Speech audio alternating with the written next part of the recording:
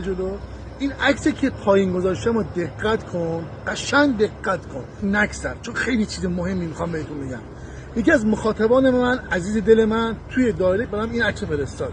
پیجت اینقدر معتبره، میخوام اینو تو پیجت بذاری مردم آگاه کنی، که همیشه مردم آگاه میکنی، اینم آگاهی بیشتر بده مردم. عزیز من، شما دیوانه روانی هستی، چرا میری این سرما رو میکنی برای مریضا ایدزی، HIV، HPV رو میزنی توی میزه هایی که تو پارک ها هست مردم بشونن ایدز بگیرن؟ تو عقل داری؟ شعور داری؟ مردم رو چرا میخوای مریض کنی؟ مردم رو چرا میخوای روی بیمارستان کنی؟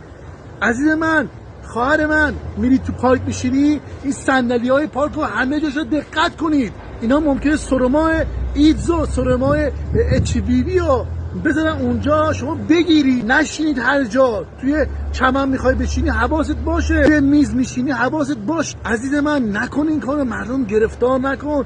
که چی بشه این سوزنش میزنی توی صندلی های داخل پارک ها؟ خواهر گل من، برادر من، فرستادن این مطلب به دیگران یه بچه کوچیکی رو نجات میده، یه مادری یا از این مریضی نجات میده، دختری یا نجات میده، آقا پسری یا نجات میده. تو رو خدا بفرست، به خدا مالیات نمیندازه، بفرست، دریغ نکن. این انگوش سبابه رو بزن روش، بفرست بره، بزن مردم آگاه باشن. رو اول دلم گرفت این عکس من دیدم.